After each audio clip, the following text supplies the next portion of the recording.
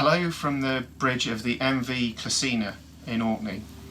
This dive vessel will be our home for some of the BSAC Operation Oyster expeditions in 2022.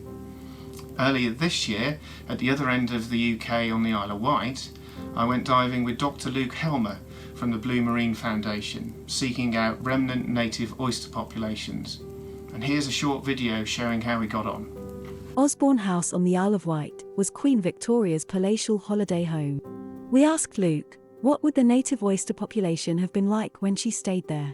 The seabed would have been carpeted in oysters. In around 1864, there were 700 million oysters consumed in London alone, so they were very much available, accessible, and a cheap food source. This level of consumption basically outcompeted the biological life cycle of the native oyster. It simply couldn't cope. There was no sustainable harvest and the population started to collapse, and it's been in chronic decline ever since, really.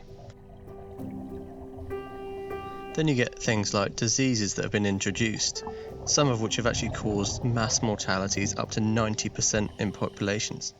You also get invasive species that have been introduced as well through shipping and globalisation, and these start outcompeting the native oyster. While not necessarily the cause of the decline, they actually prevent the native oyster from settling and recovering. We've just been for a walk down here on Osborne Bay, which is Queen Victoria's back garden, and it's low water.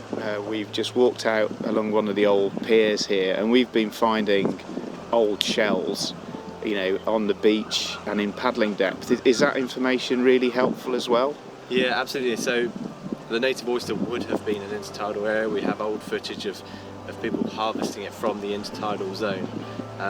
But yeah, knowing where there's a kind of a real high density of oyster shell gives us some sort of indication where there might have been kind of deeper water or inshore populations as well. I mean, it's indicative of that, but shells can be washed around and moved around, but knowing where they are gives us at least a starting point to then go out and dive and try and spot some actually in the water as well.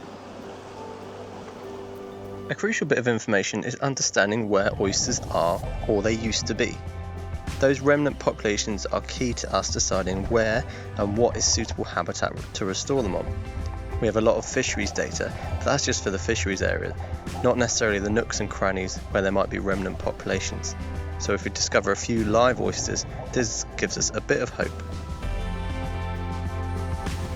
If we can define what habitat they're still surviving in, then this allows us to select similar habitats for us to carry out our restoration work.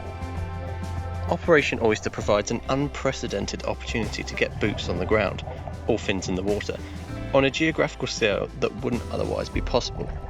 The results will hopefully enable more restoration projects to be established around the UK over the coming years. BSAC members have already found native oysters at varying depths and on different surfaces, from wrecks to reefs and piers, as well as on the seabed.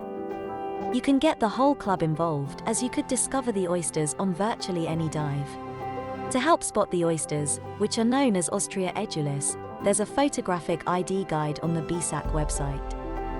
Photos or video of the oysters would help us to document your discovery.